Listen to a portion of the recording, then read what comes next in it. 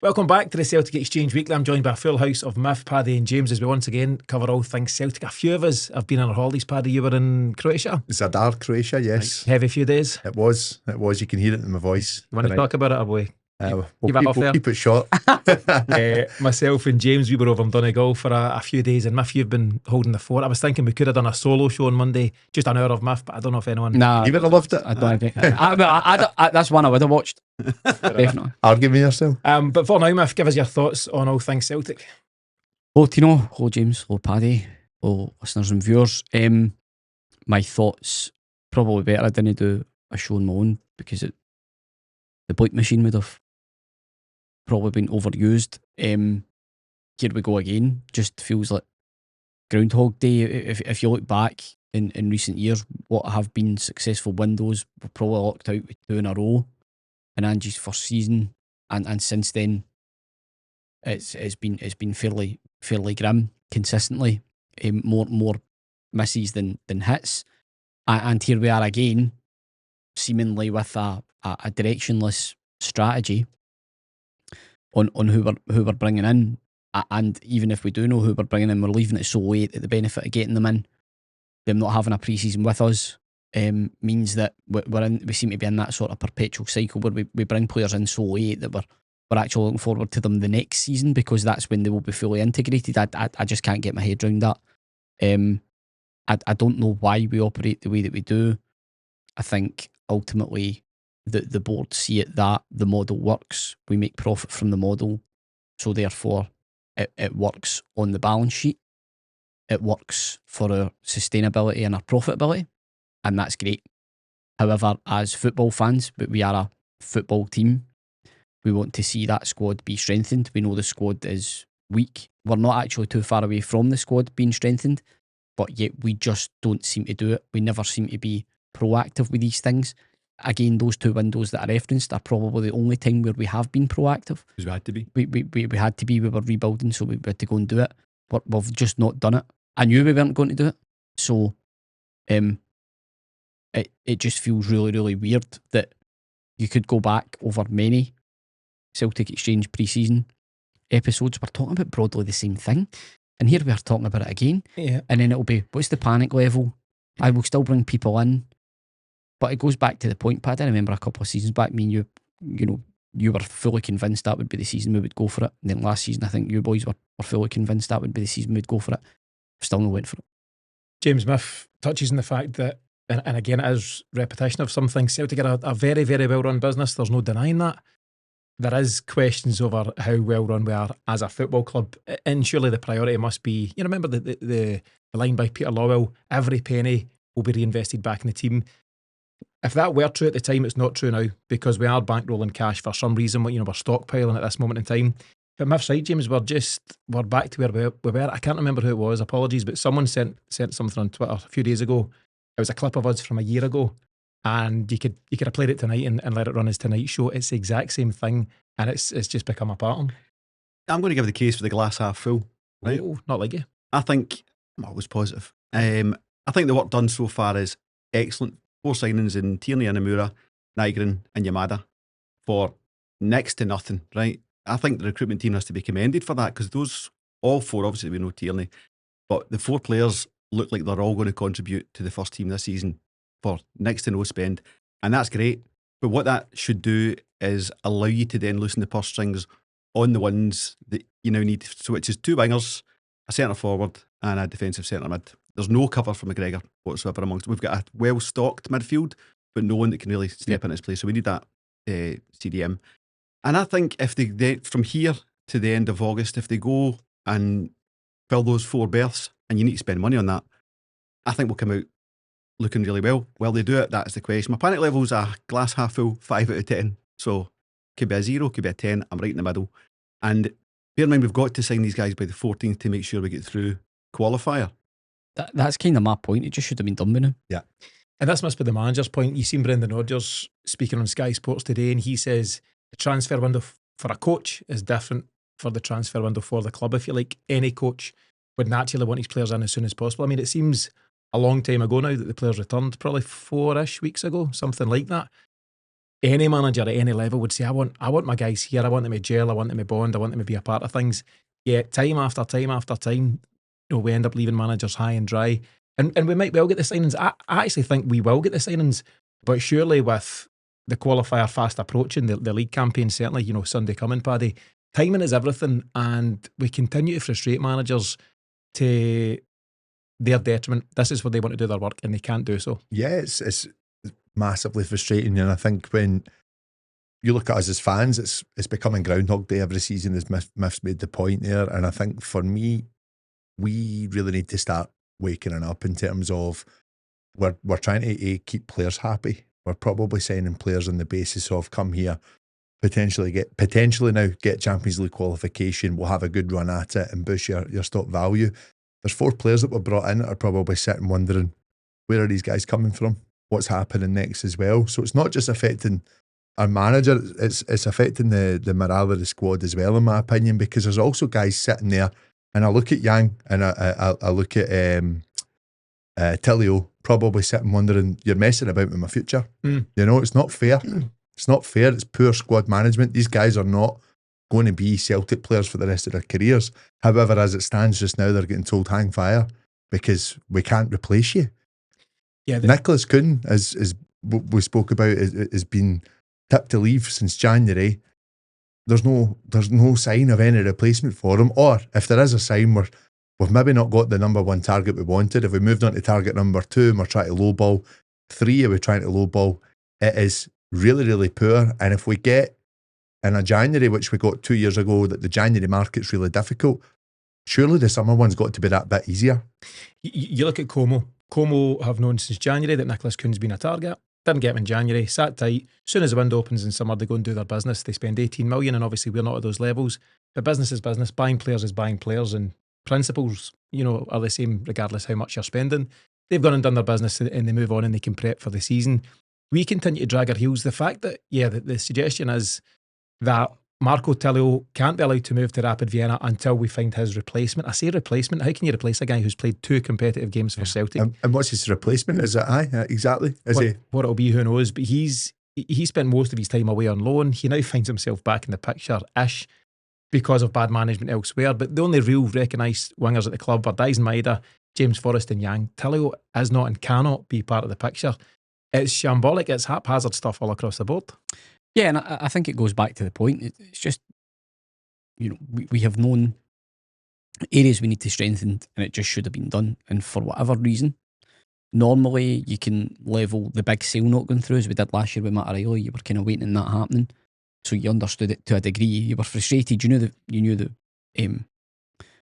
sale was going to happen. It was inevitable. O'Reilly was still playing in the first team up until he left. All those things, but that big sale's happened already. It's came in 19 million and.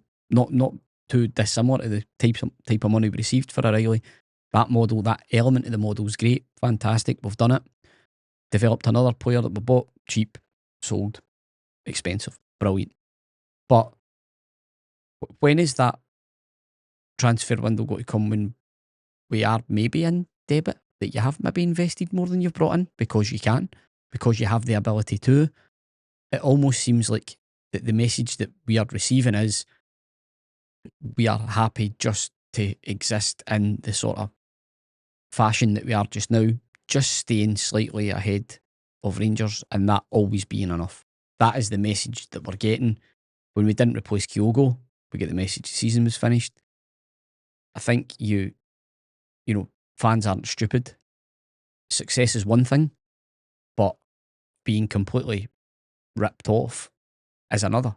And if you're not seeing the same level of investment going into the team as the club is bringing in, and as the fans are generating, as the club is generating commercially, then you need to ask questions. And I think we're perfectly fine to do so. It's just, people outside of Celtic might look at it and go, what have you got to moan about? But we all want to kick on. What is kicking on?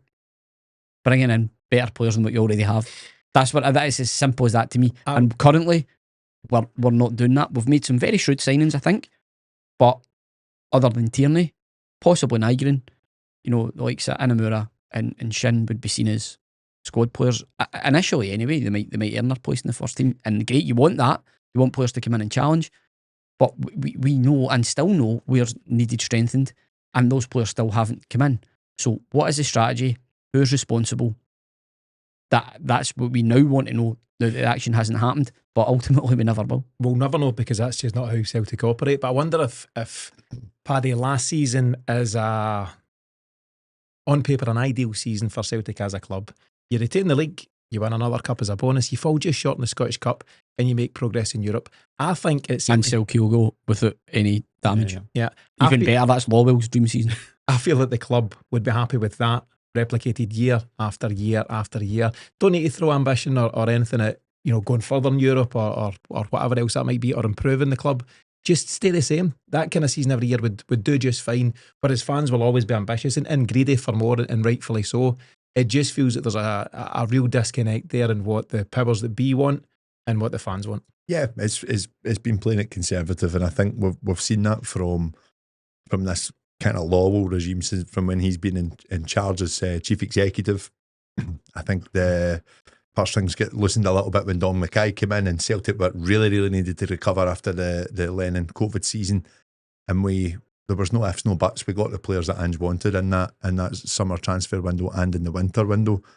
For me, it has gone back to what we're used to, and I think that's where Celtic fans are getting fed up, because we've got a manager that's come in and spoke about progress. He wants to progress the team in Europe. He did that. He wants us to go further next, and it's no, you can't. That you've done it, well done. You've ticked a box on what you've came back and promised to do. Now that's it coming to an end. We're going back to our roots, because Champions League qualification is not guaranteed anymore, and Celtic do not gamble. Definitely not. And James, it feels like we've created this glass ceiling of our own. It doesn't exist in reality, but we've went, that'll do. Bayern Munich, nearly, that'll do. A couple of trophies domestically, that's fine. I've talked about not replacing Kyogo, and that's a question that will remain until the window closes.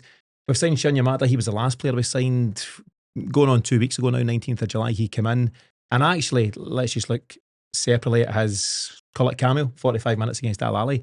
Fairly pleasing, and I'll get your thoughts on that, but that cannot be the Kyogo replacement, can it? Can it? It can. As Mike McCarthy would say. It can. Well, there's a case in point. So if we'd seen him 2 weeks prior, we would have more information to say, well, do you know, maybe? Precisely. Right? Precisely. So we don't know. What we've seen of him, very promising. But Johnny Kenny's been fairly promising in close season as well. Maybe drifted a wee bit in the last couple of games. You just can't say if he is going to give you the goals that Kyogo was giving us, and that's all we really care about. There was a volley of goals coming in from Kyogo that we haven't replaced. He does not looking like he's firing on all cylinders, but he might be one of those players that doesn't hit the pre-season. He might just get into the competitive stuff, being maybe a wee bit kind there. So who knows? I think what we've got to protect against as well, we're all planning about, we need this player and that player. I don't think we're done on exits. I think we'll lose one or two more players that we don't expect to lose. Miff, your thoughts on Yamada and the winning penalty in the Como Cup? Third place, bronze medal for us. Good on him. He rattled it away, and it's good to see him taking the penalty in that order. I dare say that was decided, so he's obviously felt confident enough to do it. So that'll do me. Best penalty of the night was Stephen Welsh's, by the way. Cracker. Welsh. I see he's been linked. Plymouth League One, Plymouth Argyle. I was going to ask your thoughts. Albeit they've just come down, but he is. Doesn't matter if they've just come down or just gone up. That's where they are. Well, what I mean by that is, obviously, they'll have a bit of dough if you've been in the Championship, but I would think he'd be wanting to play at a higher level than that. But in any case, listen, Yamada might be, it might turn out to be an excellent signing, but it still goes back to the point that we need. I always say first team ready. I can't quite define what precisely that would be in terms of attributes, but just somebody that's maybe played games at a significant level in Europe that we know is going to be. I dare say maybe like Engels. When Engels arrived, that's kind of the idea. He's maybe not quite turned out to be exactly what we wanted, but I think you can see that there's definitely something there. So with the benefit of last season behind him, I'm really looking forward to him kicking on this year. Bernardo would be another one where I would say, he had a really truncated campaign last year. Let's hope that he can come back in, firing on all cylinders. But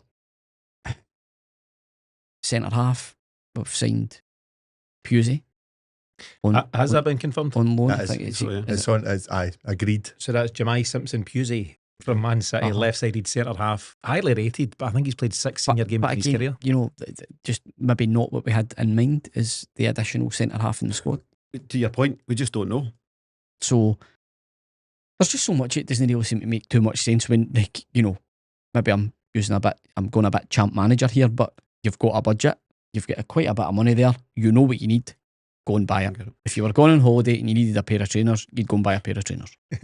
Paddy, let me ask you just on that note then, it seems Celtic are playing games with Go Ahead Eagles over in the Netherlands. They've got Jacob Brun, who by all accounts, talented 20-year-old winger. We need wingers, makes a lot of sense.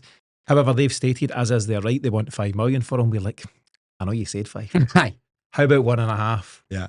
Or 2? And I think they've nudged up to 2.5 now. Now the question is, should Celtic just pay whatever any club asks? If they say 5, we pay 5.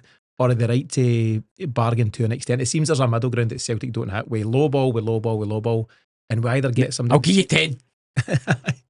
Okay. We either get them on the cheap or we don't get them at all. What do you think of what seems to be fairly accurate reports on how we're negotiating or not with Go Ahead Eagles? The only thing I could say on that is that he must not be the target to be a first team player.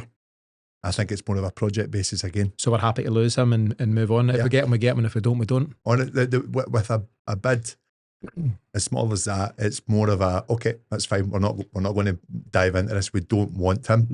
They might need him. Could They say might need somebody with bloody want or need them. This is the thing. I'm not saying that we're not Aye, trying. no, but I do think that I wasn't it will blaming be- you for the poor It's all right, mate. negotiation It's there, not, believe me. I know you're still a bit rough for the weekend. I was trying to get a few boys over for Croatia. Not happening. No, listen, I think for me it's we're going through a list and they are keeping it very, very quiet as to who they're trying to get. Some players are trickling out. Some clubs are very open and honest. Celtic have been in contact with X, Y and Z. I don't think we've got any of our first targets that in the positions that we need to fill. And I think now we're starting to scrape a wee bit and we're actually looking at who could we get in for a season until we plan for next season, hence the reason of the loan signing from City. They always seem to help us out. I'm okay with that guy coming in, by the way. I think he'll do a good job. But that's the worrying side, is that again, we're at a point where our manager probably has given the go-ahead in X amount of players and, yep, I like him, and I like him. But everyone at the top said, yeah, he's good, but we're not going to spend the money on him. We're not doing it. It's the David Brent meme. Now, Gareth, go and get your targets. Go and get a player for the City group. We're struggling here. We can't land the targets. Go and get a City group. And we go, here we go. I think they're entranced by their early performance at transfer when they think, oh, we'll just do that for all the players. Mm-hmm. And it just doesn't work like that. So the Broom thing, they're thinking, well, why would we pay 5 for him? We paid 1.7 for Nygren. Let's just find a 1.7 guy. I think there's games being played there. I think Twent's offer, don't know if they're Pally, but they pleaded poverty for Robin Proper, and now they're bidding 4 million for this guy. They're in for Brim, Partly FC 20. Yeah. So maybe there's games being played on the other side as well. But as ever, if that is the case, is he the only winger in Europe that we can sign, in the world But that we can sign? That's why I'm saying I think we're looking to bolster, because we're talking about replacements for Tilio. Is that someone that is going to come in and Celtic will say, we'll see how you got on as part of a squad? Because Yang wants to go. I think Yang wants to go. We need to be past that stage, though, don't we? We need We do. first we do. team ready. The first team player should be in. You talk about playing games, Twente or Go Ahead Eagles. We are the king of playing games. That's our thing. That's what we do in the transfer window. We mess about, and we miss targets right, left, and centre. But we are the king of playing games and failing. You mean? Losing it in games. King of losing at games. On a slightly separate note, it will be good seeing Daft Yang just run about mental somewhere else. I will give you a second. Tearing it up. Just run about. Oh no, best of luck to him. Just the thing I will say, Joint top scorer in pre-season. the bit we don't see, and we never will because we never know what the hell goes on, is, you know, we don't know how many targets we've approached, we've been close to. You know, there's a lot of work goes on behind the scenes regardless of the output that we see. And I would assume the club are every bit as frustrated as us. I would hope. But you are now absolutely reaching action stage. Yeah. We expect action. My concern in it all is, like in January, when they said about Tierney coming back, I think there's a part of the strategy's been, but look, we've got Kieran Tierney back. And look, that's meant to Shut appease us Yeah. for us trying to do everything else on the cheap. Tierney's great business, but there must be some. And you know, Tierney is fantastic. I think we're all absolutely delighted to a fan, but surely there's got to be more. But Surely. you made a point with Blair last week. Do you think Kieran Tierney signed for Celtic to not play in the Champions League?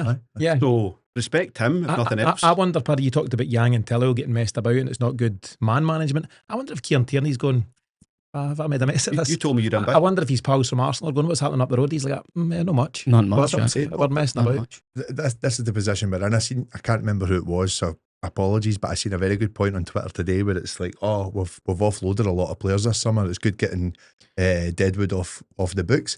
This is who we've signed and failed in big numbers. 12 players out. A lot of players, not including Kuhn obviously, but a lot of players that we'll see how they got on. That's the mistake that we keep making. That was a £20 million window, of which Bernardo and Yang are the only ones still remaining. What about your man home? He's He's still in early April, January. Anyway, we'll need to wrap up in this section, but last point, James, again, going back to Brendan Rodgers' interview with Sky Sports today, he said that he hopes to have some more business done within the week, quote unquote, whatever that looks like, whether it is Pusey or anyone else. But again, I made the point last time out, he does seem very calm about it all. I don't know if that's the projection, that's his thinking differently, but he does seem very calm about it all. Your thoughts on that? I think it's the swan. The legs are going mad under the water. You know? Sprezzatura, they call it. That's how we could say. Sprezzatura. Listen, we need to move on. That was a good interview today, though. It was the calmest I've seen him. Okay. Yeah. Moving on, we've got the big kick-off against St Mirren Flag Day on Sunday coming. What's up? Just got We can't spend any more time. We need to lift up. Moving on, big kick-off Sunday coming, Celtic St Mirren Flag Day, 4:30 kick-off on Sunday. Before that though, a reminder that Celtic Exchange are now on Patreon, where we provide additional pre and post match shows for every game throughout the season. That'll kick off on Friday with our countdown to kick-off show ahead of the opener against St Mirren, and we'll follow that up on Sunday evening with the final whistle show after the game. You free? You available? When? Sunday night? Possibly. We'll get to that. Non-committal. Remember though, the pre and post match content is only available on Patreon, where you can also access our daily roundup show, exclusive blog articles, and our members only Celtic chat community. And you'll get all of this for just £5 a month. To explore it, just visit patreon.com/Celtic Exchange and quote flag day on it, flag 50 to enjoy 50% off your first month's membership. Paddy, once Sunday's big kick-off comes around, it'll have been 71 days since we lost out to Aberdeen in that Scottish Cup final. I know there's a lot of negative air in general, and rightly so, but getting back to Celtic Park, your thoughts on that? Excited as you should be, or not so much? I'm trying to be positive, but I actually think there'll be a few voices towards the director's box on Sunday, and rightly so. Somebody said the perfect result, I think it was a guy Flawless, that's in Kerrydale Street. Perfect result is the board raised the flag, an absolute shellacking for 90 minutes. James Forrest. Shellacking. James Forrest comes on, starts and finishes the game, has to play a full 90 minutes because we need wingers. Scores his goal in the 90th minute. We win 1-0. We get our 3 points. Jamesy continues his record, and the board gets scalped for 90 minutes. That's the preferred result. No, because after that game, it will be Celtic are delighted to announce James Forrest announced 4-year deal. Aye, that's more likely. Announced the extension. Do you think we're going to see displays from Green Brigade or otherwise? Sleep at the wheel type stuff? I wouldn't imagine so. I mean, I think that the sentiment amongst the fans is just frustration. Because we all want to kick on. We all want the club to kick on. We want to kick on together. And yet the purse strings seem to be tight when there's no need for them to be. You know, is there a sailing pending? Doesn't appear so. It's just quite baffling conduct. But what I will say is when the whistle goes on Saturday, all that kind of goes away. You're just then Sunday, so all that kind of goes away, and you're just concentrated in Celtic winning the game, and ultimately Celtic winning the league, and that's what we all put our focus on. So, it seems an unnecessary sideshow to me when we should just be focused on season starting again and let's go again. We should be unified. It seems an open goal to be unified given the money and the recent success, but we're so divided it's untrue. I'd say unified with the squad. I've nothing against the team at the moment. No, not at all. And back at the moment, aye. But backing of them, but I think only time will tell. I think domestically we should be okay. Personally, I think it should be all right as it stands. If it was to remain as it stands, strong middle shed for Russell Martin. But that's very strong. That's a bit. It's very strong. I think Europe's the big tell, and It always is. if we fall off, benchmark. we might not get a very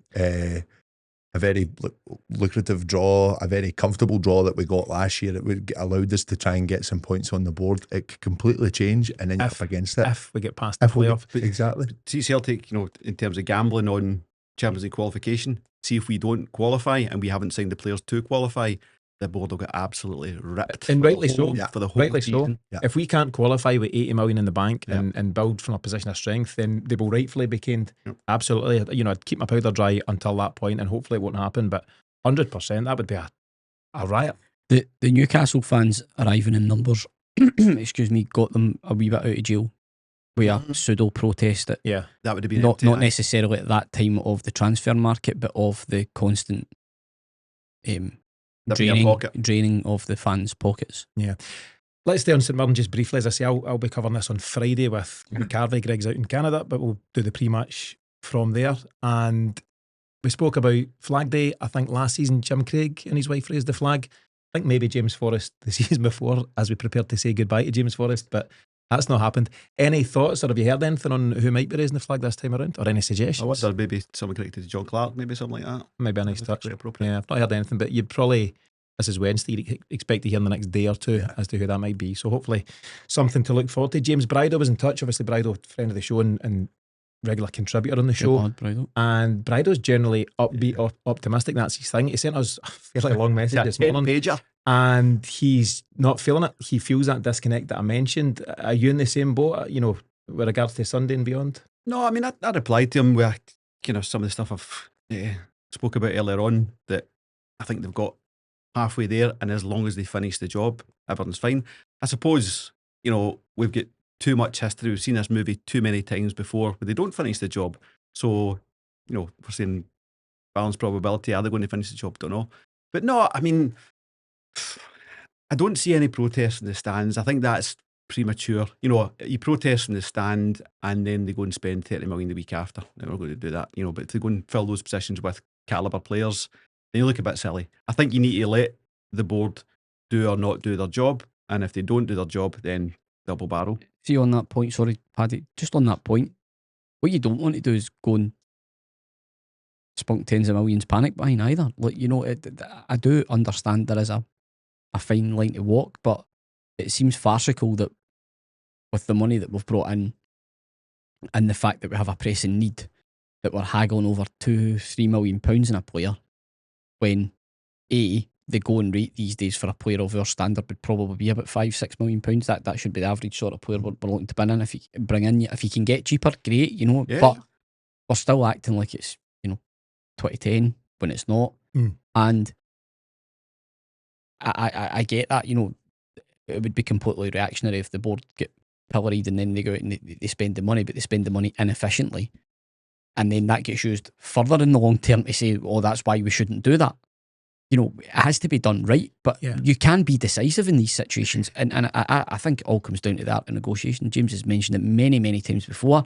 Approach, offer a deadline, set your stall out, move on to targets. We must have multiple targets in many positions, and it just doesn't seem like we do that efficiently. No, we don't. And listen, we all want the club to spend, but not if it's an 11th hour ship. We've not spent money yet. We just need to throw the kitchen sink at this. We kind of get nudged with Engels, didn't we? That was similar to what happened. That went from 7 to 11. Ida as well. Yeah. There's a lot less pressure on those boys if they're signed for their true value at that time, which is probably both about 7-ish. Yeah, and we're covering old ground there, but it is accurate. It feels like But because we're back here again, it could happen again. Exactly. We've exposed ourselves to it. Let's move on. Final question regards Sunday. So reached out to the community on Patreon, and Sparta Crag, old friend of yours, Muff, and good friend of the show. He asked the question about Colby Donovan and Dane Murray, just about how they impressed, and I think they both did impress during pre-season, but do they have a part to play on Sunday and beyond? Maybe less so with Donovan, but where are you at with Dane Murray? I thought he had a really good pre-season. I think he can be pleased with what he put in. Do you think he A, features at all, or B, starts this game? Maybe that's why we haven't signed anyone. Maybe that's the plan. We don't need cover. I think we're covered for that position unless CCV goes. Right centre half, Yeah. CCV and Dane Murray. Yeah. So is it Scales that's the one that's in bother? Trusty seems to have enjoyed a form of renaissance. Whether that's going to be good enough for the long term, I don't know. he'll be doing well to convince me in the long term, because I've kind of made my mind up on it When the pressure's off, personally. Players can play well. So yeah, listen, I mean, I think Murray's done everything to be asked him. He's went away. So physique wise, I think Rodgers is always big on The unit. the I think he got taller over summer. young players. I think young players stretch. young players building up. Oh, you've took a stretch, son. Thanks very much. How's your mum and dad? No, they're fine. Cheers. So he's obviously went and done the gym work, which again for the manager will be like, right, ideal. You've been given a plan. You've went and followed it. You've obviously been disciplined. That's what we need. It looks like both parties are taking this opportunity very, very seriously. He's obviously been derailed a couple of years by a really bad injury that he got, so you understand the motivation for his end. I think he's impressed a lot of the fan base. We've all been dying for that next player to come through, but all I would say is, at his age and with his first team experience, those are massive shoes to fill for us in Cameron Carter-Vickers. So much of the way that we are able to play is down to his pace and his reading of the game and his physicality. It's, you're not really comparing apples with apples there when you're talking about Dane Murray being a replacement for Cameron Carter-Vickers. My worry there would be that he just maybe gets slightly overexposed, especially given Vickers' injury record. The ideal scenario would be that we have someone a tad more experienced coming in my opinion.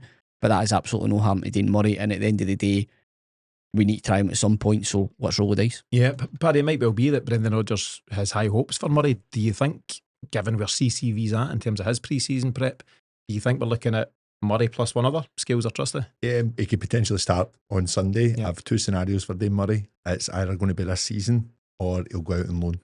Gary United? Potentially. I think for me, the signing of Pusey is either he's going to be the man that's either going to challenge Austin Trusty and Cameron Carter-Vickers. He's right-footed. He's right-footed, but he could still give it a go. So I thought he was a left-sided centre-half, is that? He does play left-sided. He can't play it, right-footed. but I think he's going to be the cover for both. I do. And I think Dane Murray we might see go out on loan for a season. I think the other, I don't think he is. I don't think he's had enough experience. I really don't. He's not had enough first-team exposure, sadly, through injury. He done well at Queen's Park by all accounts. That's the worry. That's why we're signing. You'd have to imagine that Man City aren't going to spend send a really talented youngster up to sit on the bench. To play games. And I'm not saying they would say he has to start every game, but there must be certain reassurances to them that he's going to play a lot of football. I don't think they're going to send a backup. That's scenario 2. All right. I jumped the gun. Carter-Vickers could go. I Could think go. he could go, aye. Could go. So. Would he pass a medical?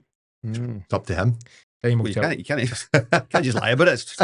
It's like you're higher English. How's your niece, Cameron? Fine, great, absolutely fine, lads. Absolutely fine. Scott Harson done it at Celtic. We don't need that failed machine, man. Paddy is fine. Put that machine away. Let's go, lads. Let's move on. So every week during the season, and it started again this week, I put an article together for the BBC Sports Scotland, and I send that in.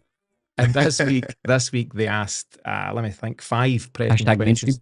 5 questions ahead of the season. I'm going to put those questions back to yourself. I've given more answers and I'll share them, but I'm going to put these ones back to yourself. It's generally your predictions ahead of the season. First one should be an easy one, but it might not be. Where will Celtic finish in the league and why? First. Right, got to be top. Why? I need to say first, don't I? You're not Even though I'm afraid. thinking second. You're not afraid of the. No, you're not. I'm thinking second. Are you- I'm always pessimistic. Second, Okay. 10 and goal difference. Aye. Do you fear the challenge of New Look Rangers under Russell Martin? What I will say is I think he will get them a lot closer, because I think they'll have a brand of football that the fans will be easy to buy into, and effectively Rangers will get away with it, for want of a better expression, against most of the opposition that they'll face. Albeit that I think Aberdeen and Hearts are a bit more robust this year, and Hibs appear to be pretty serious as well. But I think there will be I think there'll be more to think about, because I think there'll be a wee bit more, maybe not initially, but will become a bit more consistent as the season goes on. I think ultimately the squad we have is good enough to win the league. I expect us to win the league. But I think that there will probably be a bit more to think about coming for, because last season was just, I think Celtic actually get caught up in just the absolute madness that was going on at the other side of the city when they played them, because it was just so mental. I mean, even when you think back, it's like some sort of mad fever dream, the fact that Ferguson was parading about having beaten us at Celtic Park and stuff. You just woke up the next morning and you're like, what, man? That mad, stupid, like Flymo haircut and all that, man. You're Your like, haircut or? mate, what you doing, man? No, he doesn't pull it off like me, man. Only certain manager boys can pull this off. But the fact remains is that I think for once, what has been a rudderless ship, snake oil salesman and Beale, all that type of thing, mad Clement, just stoating about with the brogue zone, no get a clue what's going on. And then our Barry, probably even worse than that. Now, you've got a guy who's, whether he wasn't very successful, but he's managed at a decent level. He's got a bit of experience. He knows how he wants to play. I think it's a lot more credible. Not that it will necessarily be a long-term threat, but I think it's a lot more credible in the short term what they're doing, because they seem to have built something that's going to be something the fans can get invested in, because it'll be a style of football not dissimilar to what we've seen for Ange. Yeah. What are you basing that on though? Is that based on the figures being spoken about, or are you basing that on some of the players that they brought in and have just the job that Martin done at MK Dons and at Southampton. Yeah. You'd have to say they can't be any worse than last year. There was some crazy results there. St Mirren, Hibs, Aberdeen, various teams, Motherwell all took points off them. I don't expect them to do that again. What did Celtic win by? 17 points in the end? Well, it'll be closer than that. When you speak to most Rangers fans, once you've worked out what they're trying to say,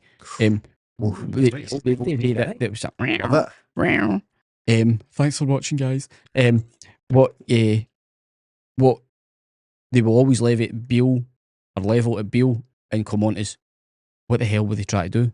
Style of play, patterns of play, passages. They didn't have a belief system. They now have that thing. Now, whether that'll be good enough, if they enjoy seeing Tav rolling the ball across the 6-yarder while he's getting pressed by a couple of strikers, Simon Murray, the attack dog Simon Murray, going after you in the box. Who wants that? Best striker in Europe. So you need whether it stands the test, who knows? You don't know that. Right. But it's got off to a good start. I'm bored. But it's got off to a good start, and you just need to see how it goes. But for us, even then, their good start could have been quite the opposite. I think they were all take care of us. We just need to take care of what we're doing, and that starts with a dynamic transfer policy that improves the squad and strengthens the So squad. that was question 1. volume it up there. He's getting 100%. Question 1 of 5. Let's try and battle through the rest a bit punchier. We will finish first, but you fear the threat, and we'll see how that goes. Who is Celtic's best signing so far, or has our best signing not been signed yet? You met Kieran Tierney? I have met Kieran Tierney. Come on. So he has got to be the Do you main want to take man. Tierney out yet? Who else have we signed? Well, I mean, I'm quite excited about Yamada. I think a lot of folks are very excited about Benjamin Negren. But my call on that question is, out with Kieran Tierney, our best and biggest signing may yet to be. I think in the remaining, whatever it is now, 4, 5, 6 weeks, I think we'll bring in 1 or 2 big hitters. Where are you at, Paddy?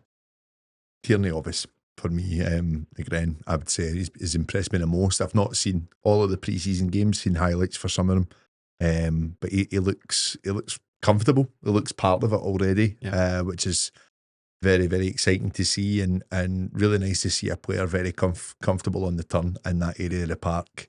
And I think rotation in that area next season is massive for us, because we fell away in so many games in the midfield last season, not just in Europe, domestically as well, especially the second half. And when you bring players to freshen that up, you need to be a constant threat for 90 minutes. And I think he'll be the guy that will bring that. There's a lot of talk of Nygren's taking Engels' jersey. No. It's not. It's going to be. There's not 11. Rio, Nygren and Engels will rotate quite regularly.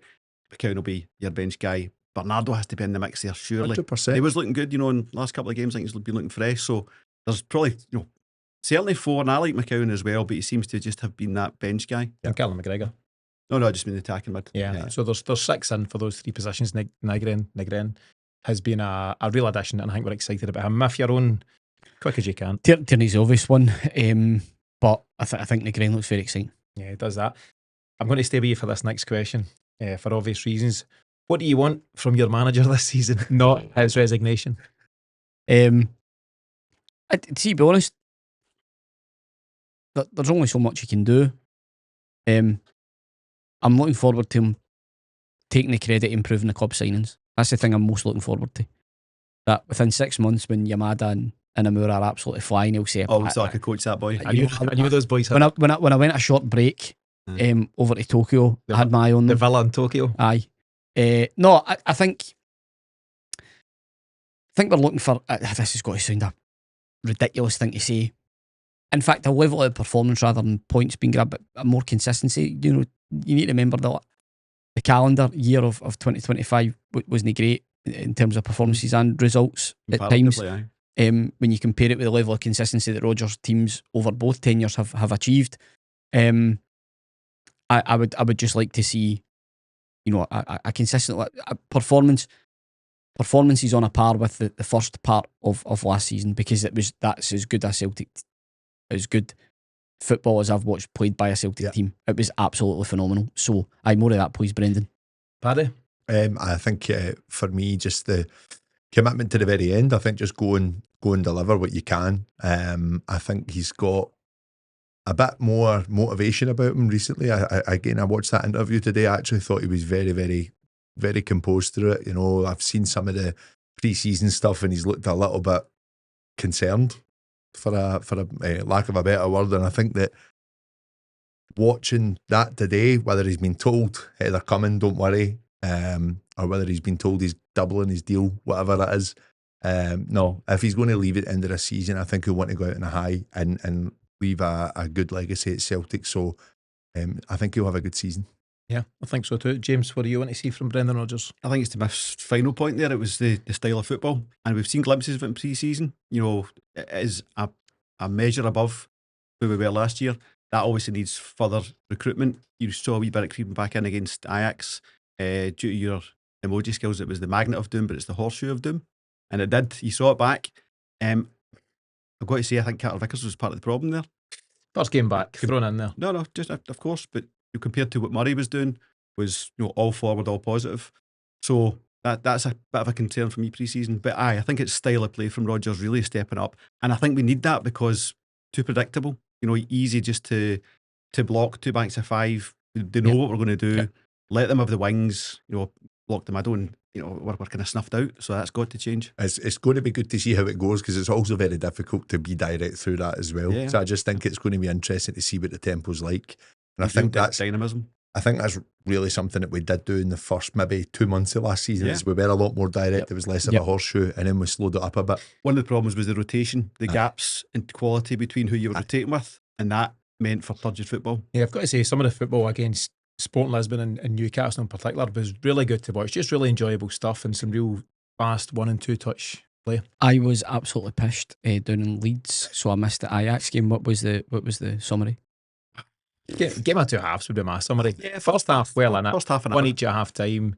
Good goal, finished off by your man Yang. But it was just good to watch again. It was a continuation of what we'd seen in the previous 2 games to that. But the second half made various changes, and it was a bit of a collapse, if truth be told. But you look at some of the personnel, and maybe that's to be expected. Listen, let's move on. Next question. It's an interesting one. I'm just looking for a name and a short line as to why. But who will be your breakout star of this season? Oh God, you put me right in the spot there. Thanks. I'm going to say Nakamura. I think we'll. You like what you've seen so far? Just very comfortable on the ball, and I think that Tierney will be rotated, not in the sense that he'll be getting rested. I actually think we'll get a good season out of Kieran Tierney, but I think that when we're waiting on Jota coming back, don't be surprised if you see Tierney further up the park. Oh, that's an interesting. That's my thinking. Hayato and Nakamura to get plenty of game time. Yeah, I think we've all been quite pleasantly surprised at what we've seen there. James, your own breakout start? Dane Murray will be first pick centre half by the end of the season. I like it. Yeah. Simple as that. Yep. Muff? Sinisolo. I think he will possibly take over for Carter. I think that's good potential. That's interesting. There are some fans calling for that as well. I think it's just because anytime he's played, he's generally impressed. Whether it was, 8 games I think he played last season, and a few cameos so far in pre-season. He's just a very assured guy, very vocal guy, very confident. That's not a dig at Casper. Hopefully he maintains his level, bar the sort of palming into your net and cup finals, but all the other stuff. But Sinisolo looks, he looks like somebody who's improving. He looks ready. He's been fairly calm and composed. I can see that maybe being something. Whether it's because Schmeichel can't keep himself fit, he's getting on. But I think there's possibility that Sinisolo could take over. Could be a fairly new look back 5 at some stage in the season. If you've got Sinisolo, Alistair Johnson, we're all happy with. Maybe Dane Murray, maybe Jamal Simpson, and Katie in the left. It could look very different at some stage. For me, the breakout star will be Arne Engels. I think now is his time to shine. Surely it'd got to be Yang, man. You can't be putting all your Waiting on chips it in there. Yang and then bailing out. It's because Eagles get a hard time. Yang's failed on him. Yang, Aye, no. Yang's already shining. He can't break out again. Oh, right. He can't break out twice. That's a tick. But I think Arnie Engels will silence the doubters. I think he's made his 100%. big move. He's taken a bit more time to adjust whilst having a pretty decent season.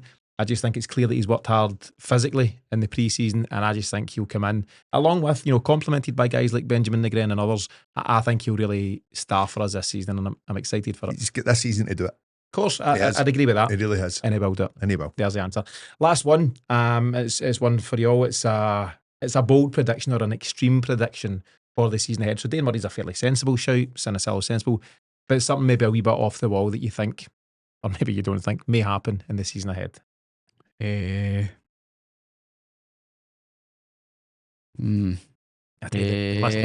go for 10 plus goals to Kieran Tierney. Oh, aye. I'll go for Jesus. quarterfinals of Champions League. Oof. We're all getting excited. Do you want to think bold or not? Yes, bold. Agreed. Paddy? Russell Martin gone by December. Oh, making it past Halloween? I should have thought of one of my own.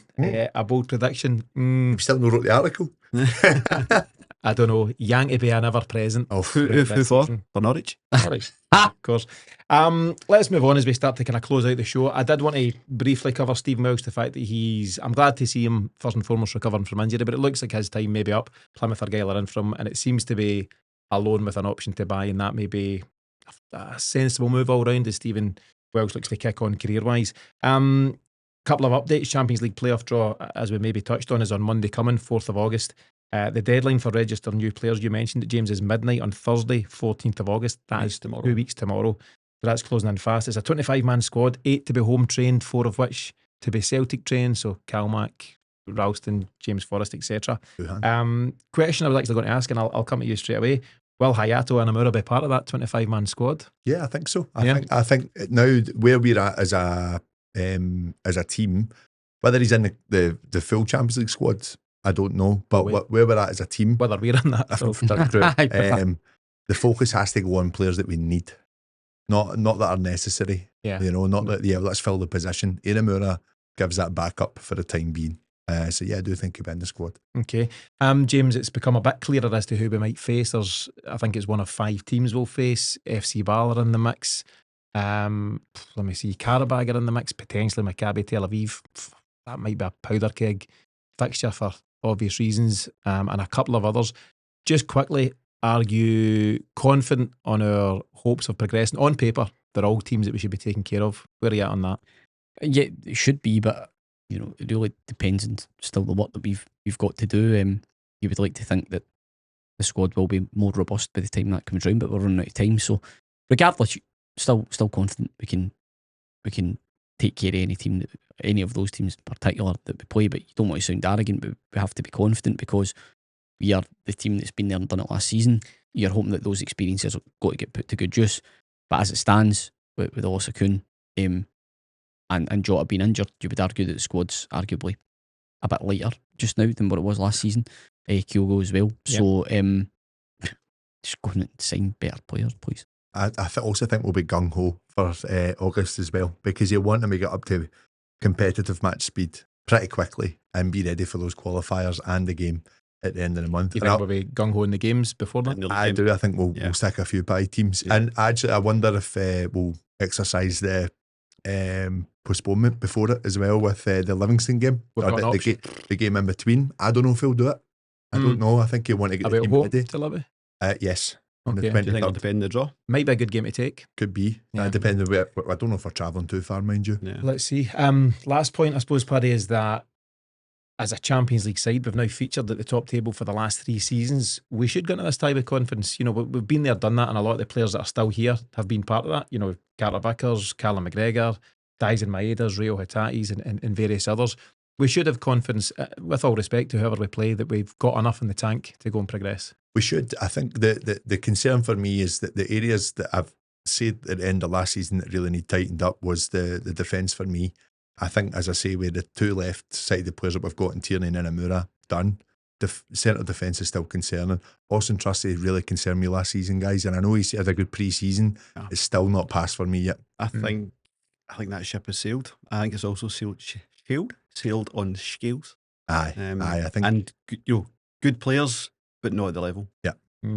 Let's see. Last thing to cover. 20 years ago this week, 29th of July 2005, Shunsuke Nakamura signed for Celtic. A modern day Celtic great, fair to say. I'd say probably the last world-class player we had. Really? Yeah. Big fan? Oh, huge fan. Just the things he could do. It must have been the anniversary. Just came up his goal against Rangers. That I loved it. Cracker and all the free kicks and everything else. Aye. Last world-class player Celtic had. Yeah, your thoughts, Paddy? I'd agree on that. Aye, just a brilliant player. Could play in any team. Easily. Mental to think how we got him after his time at Regina and being bullied out of the team almost. What was the story? Just dressing room. I just wasn't liked at all by anyone at the club. I think. Could you not like Shunsuke? I don't know. I crazy. Actually had a snippet of Paul Caddis podcast talking about him and just his commitments. I wonder if it's been a bit of that. He was first one in, last one out every day. Stayed back to do his free kicks, worked on his physicality. Probably somebody just like, what are you doing? Aye, you're making us look bad. Aye. Massive highlights, in Shunsuke Nakamura's reel: 2 free kicks against Man United, a free kick against Kelly that won us the league in 2007, that swerving, dipping, whatever it was against Alan McGregor, I'm sure, in the game that Benagura Hessling scored the winner. Lots to choose from, but any standouts for yourself or any comments on Shunsuke Nakamura? A very obvious one would be against Man United, but also the Kelly free kick. Just great game. Sent me Stratton down the line. Ready. Took the shot off to reveal the wee summit, the wee foot. Genuinely one of my favourite Celtic players to watch. Just an absolute class. You can see just one of those players that you see how he addresses the ball, how he receives the ball, his touch. Yeah. And was so vital for us in Europe because Stratton's team were stodgy. And he just allowed us to keep the ball. A bit guile. He just allowed us to keep the ball. He'd get the ball and he wouldn't lose it. He'd get you up the park. He'd find a wee pass, 2-footed. What a player. Yeah. The game at Old Trafford where he scored to make it 2 each. I was in the United end for that night with my brother who had a good fair few drinks on the way down. I was only 17 at the time, so I only had a wee Bacardi Breezer. That goal, Wise choice. That goal went in and he fell into about 5 other fans. Oh. And I was the one pulling him up. I'm like, it's his first time out. Just leave him alone, he's all right. Surprising. Shout out to you there, Liam. Just our anniversary, so 20 years for Naka, 25 years since Martin O'Neill walked in the doors at Celtic Park. Oh, nice. The generation of domination. 25 years. What it's been, man. Yeah, incredible. But Nakamura, £2 million signing from Regina, as you say, Paddy. 4 years at Celtic, 3 league titles, I think 2 League Cups and a Scottish Cup, and just a real hero at Celtic. James, I'll come to you first for your final comments for this week. Pippa's back. It's been... So it is. It's always one of those, like, first week or two, close season, you're like, oh, it's not bad to get a wee break. Then after that, you're like, come on, get it back. So it's back. I just want to make a wee point about Colm, our old pal. So he's fixing things, he's doing good things at the refereeing side of things. But he said he's not really going to apply the 8-second rule on time wasting. What do you mean, not really? You either do it or you don't. It's like to the referee's discretion. So just quickly, for anyone that's not sure, this is the rule that if a goalie holds on to the ball for 8 seconds or longer, immediately a corner is given to the opponent. And the referee gives it a countdown for 5 or 4 or something like that. Mm-hmm. So he's like, we're going to just allow discretion on that. That is the rule that could change Scottish football in terms of getting the ball in the park. Games where we get like 42 minutes of football, 90, You can use discretion if the rule is, if the keeper's deemed to be holding it too long. But if the rule is 8 seconds, it's not discretion, it's binary. It's either 8 seconds or not. So I'm surprised at those comments because I actually think with respect to Willie Collum, he's spoken a lot of sense since he's taken on the role. He's the head of referees at the SFA. He's taking good actions. Yeah. Okay, we'll see how that plays out. Paddy, your own final thoughts? I felt a wee bit negative, probably the hangover, but felt a wee bit negative about the... You've winched a litre and a half of water all yourself. Also sweated it out, me, in this studio as well. No, I'm positive for Sunday. I'm really looking forward to it and getting back to Paradise, just see what it's all about. Another season. Let's go for it. Yep, one to look forward to. My final word goes to you. Listen, the phony war is now over. We're back. And I think everybody will feel better about it. about things once they see the team on the park playing. Everybody's back in it. Parker's supporting the team. Tell you up top. Tellio rampaging down the wing. Yeah, I think it's just simple that there's still time left to take action on what needs done. In the meantime, go and support the team. Yeah, 100%, and a day to look forward to on Sunday. So that's all for this latest episode of the Celtic Exchange Weekly, but don't forget to join us on Patreon on Friday for our first countdown to kick-off of the new season, and again on Sunday night for the Final Whistle show. You'll catch all of that at patreon.com/Celtic Exchange, and don't forget to quote FLAG50 to get 50% off your first month's membership. But until then, thanks to the boys for joining me for this one. Thanks to you for tuning in. We'll see you all again on the next one.